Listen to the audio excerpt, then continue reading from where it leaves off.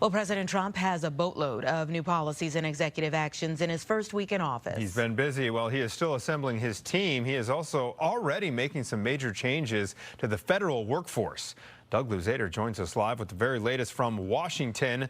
Doug, good morning to you. Let me start off by asking you, all right, President Trump has ordered federal DEI programs to end pretty much immediately. Can you run us through what goes into stopping those programs? I understand they've got a lot of history. You know, he's got an executive order out, or an executive action that will cause these things to end at 5 o'clock this evening. And the federal workers that administer DEI programs will be put on paid administrative leave. It's extremely difficult to actually fire a federal worker, so they're not going to be fired. But they're probably ultimately going to be reassigned to something else. The president does have a fair amount of latitude on this. This is something that he talked about through the course of the campaign.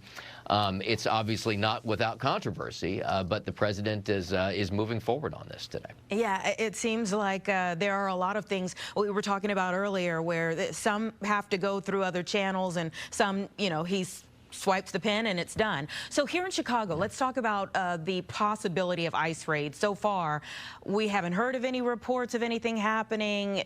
Are you hearing of any movement in Washington or any other sanctuary cities about this? Well, you know, there had been, as you know, excuse me, those reports of potential ICE raids in Chicago that would have happened yesterday on, you know, kind of the first full day of the administration. Ultimately, they appeared to kind of back away from that once kind of word spread about that possibility.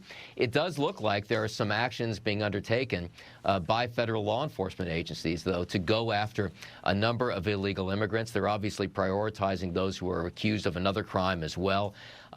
But it does look like the president is moving forward on this, and we're likely to see raids in some places at some time. We just don't know what the timeline is going to look like. Yeah, a lot of unease over that locally. One more question before we let you go, Doug. The president still waiting on some of his cabinet picks to be confirmed here. Do we expect any movement on those picks today? Probably some movement, but, you know, Democrats are throwing sand in the gears, which, you know, Republicans have done in like circumstances. It's, you know, it seems likely that Trump is going to get his entire team in. It's always possible one falls to the wayside here, but it looks like even his more controversial picks like Pete Hegseth for defense secretary are likely to get through. His least controversial pick, Marco Rubio for Secretary of State, big bipartisan support. He is the first one now to be confirmed as a cabinet member for Secretary of State. We'll see where we go from here. Thank you. Talk to you tomorrow. Thank you.